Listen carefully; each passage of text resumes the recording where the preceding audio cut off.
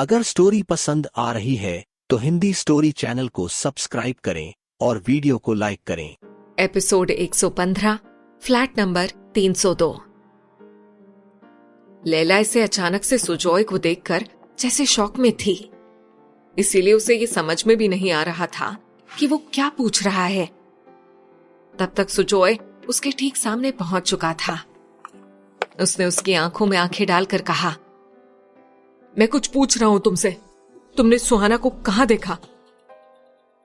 लैला उसे अपने सामने ऐसे गुस्से में खड़ा देखकर कुछ सहम कर बोली, वो मैंने देखा तो है, लेकिन मैं इस बारे में श्योर नहीं हूं कि वो सुहाना ही है या कोई और। ओह कम ऑन, तुमने उसे कहां देखा? मुझे सिर्फ इतना बताओ, मैं उसे देखकर श्योर हो लूंगा। लैला ने कहा, एक रेस्टोरेंट में थी वो। किसके साथ? सुजॉय ने बेचैनी से पूछा। वो प्यार की कश्ती में नामी टीवी सीरियल के एक्टर्स के साथ। प्यार की कश्ती में? वो जो माया टेलीफिल्म्स वालों का शो है? लैला ने माया का नाम आते ही कहा, हाँ, खुद माया कपूर भी वहां मौजूद थी। ये सुनकर सुजॉय को एक और झटका लगा। माया कपूर? तो क्या माया को पता था पहले से कि सुहाना कहां है? लैला ने धीरे से कहा, ये तो मुझे नहीं पता, लेकिन वो लोग कल कोई पार्टी सेलिब्रेट कर रहे थे। कल? और तुम मुझे अब बता रही हो? लैला ने उसकी इस बात का कोई जवाब नहीं दिया। तब सुजॉय उसका बाजू थामकर खींचते हुए बाहर लेकर आया और ऊंची आवाज में बोला, तुम्हें एहसास भी है कि तुमने कितनी बड़ी गलती की है? तुम अगर कल वहां मौके से ही मुझे कॉल कर देती तो आज सुहाना मेरे साथ होती, लेकिन नहीं, तुम्हें तो यार डैड के सामने अपने नंबर बढ़वाने थे। लैला ने उसकी ये बात सुनकर उसकी आंखों में देखते हुए कहा, मैंने आपको इसलिए नहीं बताया क्योंकि मैं श्योर नहीं थी, और अगर वो सुहाना सच में नहीं निकलती तो क्या आप मुझे तब भी बातें नहीं सुना रहे होते? इसीलिए मैंने ये डिसाइड कर लिया था कि मैं ये बात आपको नहीं बताऊंगी, क्योंकि हर बार जब भी मैंने पाहूजा परिवार की मदद करने की कोशिश की है, मुझे आपने कभी समझा ही नहीं। फिर चाहे वो हमारी सबसे पहली मुलाकात में पाहूजा साहब को हॉस्पिटल पहुंचाना हो या फिर ओह शट अप, ये वक्त अभी पिछली बातों को याद करके उन पर बहस करने का नहीं है। तो मुझे सीधे सीधे ये बताओ कि अभी सुहाना कहां होगी? लैला ने उसे नागवारी से देखते हुए कहा, ये तो उसके साथ वाले लोग ही बता सकते हैं। आप अगर माया कपूर को जानते हैं तो उन्हीं से क्यों नहीं पूछते? लैला ने कुछ चिढ़ते हुए कहा तो सुजॉय ने कहा, माया कपूर, अगर उसे बताना ही होता तो वो सबसे पहले मुझे ही बताती। लेकिन मैं तो ये जानकर हैरान हूं कि उसने जानते हुए भी कि सुहाना कहां है, आज तक कभी हमें बताने की कोशिश भी नहीं की। इसलिए तुम वहां मौजूद किसी और शख्स को जानती हो तो बताओ मुझे। किसी और शख्स के नाम पर लैला को नरेन का ही नाम याद आया। उसने नजरें चुराते हुए जवाब दिया, उस शो का एक्टर नरेन रॉय। और वो कहां मिलेगा? सुजॉय ने बेचैनी से पूछा तो लैला ने जवाब दिया, अब ये मैं कैसे बता सकती हूँ कि वो कहां मिलेगा? आप माया टेलीफिल्म्स के ऑफिस से पता करवा सकते हैं, लेकिन इतनी रात में ऑफिस तो बंद हो चुका होगा। कहते हुए लैला हिचकिचा सी गई। उसके कहने पर सुजॉय ने अपनी रिस्ट वॉच में वक्त देखा तो वाकई 10:30 बजने चले थे। वहां पहुंचते पहुंचते 11 भी बज जाते तो कम था। लैला ने उसकी हड़बड़ाहट देखते हुए कहा, आप ये काम कल सुबह भी तो कर सकते हैं। लैला का इतना कहना था कि सुजॉय ने एकदम से गुस्से में कहा, नहीं, मैं ये काम सुबह नहीं कर सकता। 2 साल हो गए, इन 2 सालों में मैंने उसे कहां कहां नहीं ढूंढा, और आज जब कोई उसकी कोई पक्की खबर मिली है तो मैं कल तक इंतजार करूं? ये नहीं हो सकता। लेकिन इस वक्त हमें कैसे पता चलेगा कि नरेन कहां है? और जब तक नरेन नहीं मिलता तो फिर सुहाना के बारे में भी कोई जानकारी कैसे मिल सकती है भला? सुजॉय ने कुछ सोचते हुए कहा, ये सब तुम मुझ पर छोड़ दो, लेकिन तुम्हें मेरे साथ चलना होगा ताकि नरेन के सामने तुम मुझे उससे उगलवाने में मदद करो कि वाकई वो सुहाना के साथ था। लैला ने कुछ पलों की खामोशी के बाद हामी भरते हुए कहा, ठीक है, लेकिन मैं आपको पहले ही क्लियर कर देना चाहती हूँ कि अगर नरेन से सुहाना का पता नहीं चल पाया या फिर नरेन के साथ देखी गई सुहाना कोई और हुई तो इसमें मेरी कोई जिम्मेदारी नहीं होगी और ना ही आप मुझे हमेशा की तरह बातें सुनाने बैठ जाएंगे। लैला की शर्त सुनकर सुजॉय को गुस्सा तो बहुत आया, लेकिन इस वक्त वो उसकी हर शर्त मानने के लिए मजबूर था। इसीलिए उसने तेजी से ओके कहा और कार की चाबियां लिए बाहर आ गया। पीछे पीछे लैला भी आते हुए बोली, लेकिन हम अभी जा कहाँ रहे हैं? सुजॉय ने पार्किंग में पहुंचकर कार स्टार्ट करते हुए कहा, माया टेलीफिल्म्स के ऑफिस, हमें नरेन का एड्रेस वहीं से मिलेगा। कहकर उसने तेजी से कार बढ़ा दी। रास्ते भर लैला का दिल अजीब से अंदाज में धड़क रहा था। उसे सुजॉय की बेचैनी देखकर इतना तो अंदाजा हो गया था कि सुहाना से उसका कोई खास रिश्ता है, वरना कोई भी किसी ऐरे गहरे के लिए इतना परेशान भला क्यों होता। ये सब सोचते हुए लैला का दिल चाहा कि वो सुजॉय से ये पूछे कि आखिर सुहाना थी कौन और वो 2 साल पहले कहां और क्यों गायब हो गई थी।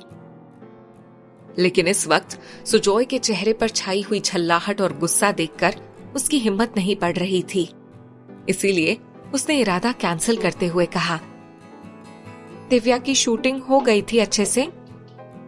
सुजॉय ने सामने रास्तों पर देखकर ध्यान से तेज ड्राइविंग करते हुए जवाब दिया, हाँ, लेकिन मुझे एक बात बताओ, आखिर ऐसा क्या हुआ था जिसकी वजह से तुम दिव्या से आज ही ज्यादा शूटिंग करवाने पर जोर दे रही थी? लैला ने तेज हवाओं में उड़ते अपने बालों को सहेजते हुए कहा, क्योंकि मैंने उस दिन वॉशरूम में दिव्या और मेघा की बातें सुन ली थी। दोनों यही प्लान कर रही थी कि 2-3 दिनों तक शूटिंग करके वो लोग लास्ट की शूटिंग अटका देंगी ताकि किसी भी कीमत पर आपकी फिल्म पार्थो की फिल्म से पहले रिलीज ना हो पाए। मुझे लगता है कि शायद वो कल से ही शूटिंग से गायब हो जाएंगी। ये सुनते ही सुजॉय ने चौंकते हुए लैला के चेहरे पर एक नजर डाली। ये दिव्या ना हद से ज्यादा नेगेटिव लड़की है, बस किसी तरह से ये फिल्म कंप्लीट हो जाए, फिर आइंदा ये लड़की मेरी फिल्मों में काम करने के बारे में बोलना तो दूर, सोचने की भी हिम्मत नहीं करेगी। तब लैला ने कहा, वैसे उसकी चिढ़ की वजह आपकी फिल्म नहीं बल्कि मैं और मेरा उस फिल्म में होना है। अभी दोनों बातें कर ही रहे थे कि तभी लैला को माया टेलीफिल्म्स का बोर्ड दिख गया। सुजॉय ने एकदम से गाड़ी रोकी और लैला को कहा, तुम यहीं ठहरो, मैं आता हूं। लेकिन न जाने क्यों लैला को वहां रुकने की बजाय उसके साथ जाना ही सही लगा। इसलिए उसने सुजॉय के उतरते ही दूसरी तरफ से खुद भी उतरते हुए कहा, सुजॉय साहब, 1 मिनट, मैं भी आपके साथ आती हूँ। कहकर वो भी उसके पीछे पीछे चली आई। अंदर पहुंचकर उन्होंने देखा कि मेन गेट पर एक वॉचमैन चेयर पर बैठा ऊँघ रहा था। सुजॉय ने उसके पास जाकर धीरे से कहा, वॉचमैन उठो। वॉचमैन शायद कच्ची ही नींद में था। उसने एकदम से हड़बड़ाते हुए उठकर कहा, कौन है बे? लेकिन कहते कहते जब उसकी नजर सुजॉय और लैला पर पड़ी तो उसने झट से सल्यूट मारते हुए कहा, सलाम साहब। सुजॉय ने उसे गहरी नजरों से देखा, जैसे कि कुछ सोच रहा हो। उसके बाद बोला, तो ड्यूटी पर सोने के पैसे मिलते हैं तुम्हें? सुजॉय की बात सुनकर उसने झट से सफाई देते हुए कहा, नहीं साहब, वो दिन भर घरवाली और बच्चे मचमच करते ना, तो नींद नहीं आई उधर खोली में। अभी ठंडी हवा बह रही है तो पता नहीं कैसे आंख लग गई। लेकिन सुजॉय को उसके एक्सप्लेनेशन में कोई इंटरेस्ट नहीं था। उसने उसी तरह सीरियस लहजे में कहा, लेकिन तुम्हें तो इसीलिए ड्यूटी पर रखा है ना माया ने, कि रात के इस वक्त किसी भी चोरू चक्के से सेट को कोई नुकसान ना पहुंचे। वॉचमैन ने नजरें नीचे किए हुए कहा, हाँ साहब, गलती हो गई, अब ऐसा नहीं होगा साहब, माफ कर दीजिए। कहते हुए वो रुआसा सा हो गया। तब सुजॉय ने कहा, ओके, फिर एक बात का जवाब दो, वो नरेन राय को जानते हो? नरेन का नाम सुनते ही वो एकदम से खिल उठा और बोला, हाँ, वो जो प्यार की कश्ती में हीरो है, उसको कौन नहीं जानेगा साहब, वो तो मेरी औरत का फेवरेट है। उसकी बात सुनकर लैला के होठों पर हल्की सी स्माइल आ गई, लेकिन उसने खुद को सीरियस दिखाते हुए पूछा, अगर स्टोरी पसंद आ रही है तो हिंदी स्टोरी चैनल को सब्सक्राइब करें और वीडियो को लाइक करें। अच्छा, हाँ वही, वो नरेन कहाँ रहता है आपको पता है? वॉचमैन ने इनकार करते हुए कहा, मैं तो यही ड्यूटी करता मैडम, मेरे को कैसे पता होगा? लेकिन मेरा एक दोस्त है ना मोहन, उसे पता होगा। वो इधर ही रिक्शा चलाता है, उसे मालूम हो सकता है, क्योंकि यहाँ से एक्टर्स को छोड़ने वो अक्सर उनकी बिल्डिंग तक जाता है। तब सुजॉय ने कहा, और वो तुम्हारा दोस्त मोहन कहाँ मिलेगा? वॉचमैन ने कुछ सोचते हुए जवाब दिया, इस वक्त तो सब बाजू वाली चाय की टपरी पर ही मिलते हैं, आप उधर ही देख लो साहब, वो भी पक्का उधर ही होगा। लैला और सुजॉय तेजी से पास ही बनी एक चाय की टपरी पर आ जाते हैं, जहाँ के बारे में उस वॉचमैन ने बताया था। सुजॉय ने टपरी वाले से पूछा, ये मोहन कहाँ मिलेगा? अभी वो पूछ ही रहा था कि तभी दूसरी तरफ से एक पतला दुबला आदमी आते हुए बोला, नहीं मोहनू साहब, बोलिए क्या बात है? तब सुजॉय ने उससे नरेन का पता पूछा और उसने कहा, हाँ साहब, आज तो उन्हें मैंने नहीं पहुंचाया, लेकिन अक्सर मैं ही उन्हें उनकी बिल्डिंग तक छोड़ता हूँ, यही पास में ही है। ठीक है, हमें वहां तक ले चलोगे? सुजॉय ने जेब से 50 रुपए का नोट निकालकर उसके सामने करते हुए कहा, तो वो झट से तैयार होते हुए बोला, क्यों नहीं साहब, जरूर ले जाऊंगा। कहकर उसने वो नोट लिया और अपनी ऑटो की तरफ बढ़ गया। लैला और सुजॉय भी उसके साथ साथ ही थे। कुछ ही देर में मोहन ने एक बिल्डिंग के सामने अपना ऑटो रोकते हुए कहा, ये रहा साहब, बस मुझे फ्लैट नंबर पता नहीं है। सुजॉय और लैला ऑटो से उतरकर बिल्डिंग के वॉचमैन के पास आ गए थे। सुजॉय ने उससे पूछा, ये नरेन राय कौन से फ्लैट में रहते हैं? वॉचमैन ने उन्हें अजनबी नजरों से देखते हुए कहा, मैंने अभी हाल ही ड्यूटी ज्वाइन की है सर, इसीलिए बता नहीं पाऊंगा। ये सुनते ही लैला और सुजॉय एक दूसरे को देखने लगे, जैसे कि दोनों के मन में ये सवाल चल रहा था कि अब आगे क्या करना चाहिए। सुजॉय ने अपनी रिस्ट वॉच में टाइम देखा तो रात के 12 बजने चले थे। तभी उसने देखा कि लैला सीढ़ियां चढ़ते हुए ऊपर की तरफ बढ़ने लगी थी। उसे नहीं पता था कि लैला के दिमाग में इस वक्त क्या चल रहा है, लेकिन फिर भी वो बिना कुछ बोले उसके पीछे पीछे चलने लगा था। फर्स्ट फ्लोर पर पहुंचते ही उसने एक फ्लैट के सामने रुककर बेल बजाई। बेल बजाते हुए लैला की उंगलियां कुछ कुछ कांप भी रही थी। अभी वो अपने आप को संभाल ही रही थी कि तभी अंदर से एक मोटे से आदमी ने दरवाजा खोला और सिर से पैर तक लैला को घूरते हुए बोला, क्या चाहिए? लैला ने धीरे से कहा, वो नरेन राय कौन से फ्लैट में रहते हैं? उस मोटे आदमी ने कुछ झुंझुलाहट भरे लहजे में कहा, हमने यहाँ सबके फ्लैट का ठेका ले रखा है क्या?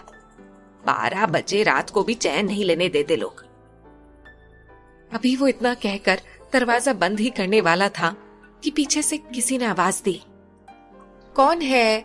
आप सबसे झगड़ा करने क्यों बैठ जाते हैं? कहते हुए वो जैसे ही दरवाजे पर आई वैसे ही उसकी नजर लैला पर पड़ी और उसने लगभग चीखते हुए कहा, oh my God, Laila Roy, ये तो लैला रॉय है। अरे मैडम प्लीज आप अंदर आइए ना। वो औरत लैला को देखकर तो जैसे पागल सी हुई जा रही थी, जबकि लैला को ये देखकर खुशी भी हुई और हैरानी भी, क्योंकि हमेशा की तरह उसने आज भी स्कार्फ से अपना आधा चेहरा ढक रखा था, जैसा कि वो पब्लिक प्लेस में जाते हुए अक्सर किया करती थी। इसके बावजूद उस औरत ने लैला को पहचान लिया था। लैला ने धीरे से मुस्कुराते हुए कहा, नहीं मैं ठीक हूँ, हमें बस ये जानना था कि वो जो सीरियल में काम करते हैं ना, नरेन राय, उनका फ्लैट कौन सा है? कहते हुए उसने साथ में खड़े सुजॉय की तरफ देखा, जो उसे इतनी देर लगाने पर लगातार घूरे जा रहा था। औरत ने कहा, वो सीरियल वाला लड़का मुझे पता है, लेकिन उससे पहले ना आपको मुझे ऑटोग्राफ देना होगा। कहते हुए वो अंदर गई और झट से एक पेपर और पेन लेकर आई। लैला ने मुस्कुराते हुए उसे ऑटोग्राफ दिया। तब उस औरत ने उसे बताया, वो लड़का 302 में रहता है, 3rd फ्लोर। लैला उसे जल्दी से थैंक यू और बाय कहकर सीढ़ियों पर आ गई, क्योंकि अब उसे सुजॉय की गुस्से से घूरती नजरें परेशान करने लगी थी। दोनों 302 के दरवाजे पर पहुंच चुके थे। सुजॉय एक तरफ होकर खड़ा हो गया, जबकि लैला ने धड़कते हुए दिल के साथ डोरबेल पर उंगली रखी। कुछ ही पलों में नरेन ने दरवाजा खोल दिया।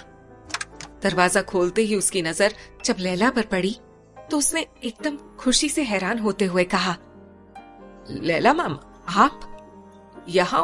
व्हाट अ प्लेजेंट सरप्राइज, आइए ना। कहकर वो दरवाजे की एक साइड हो गया। लैला ने मुस्कुराते हुए अंदर एंटर किया और फौरन साइड में खड़े सुजॉय ने भी अंदर आकर तेजी से दरवाजा बंद कर दिया। फिर उसने एकदम से नरेन का कॉलर पकड़ते हुए कहा, सुहाना कहाँ है?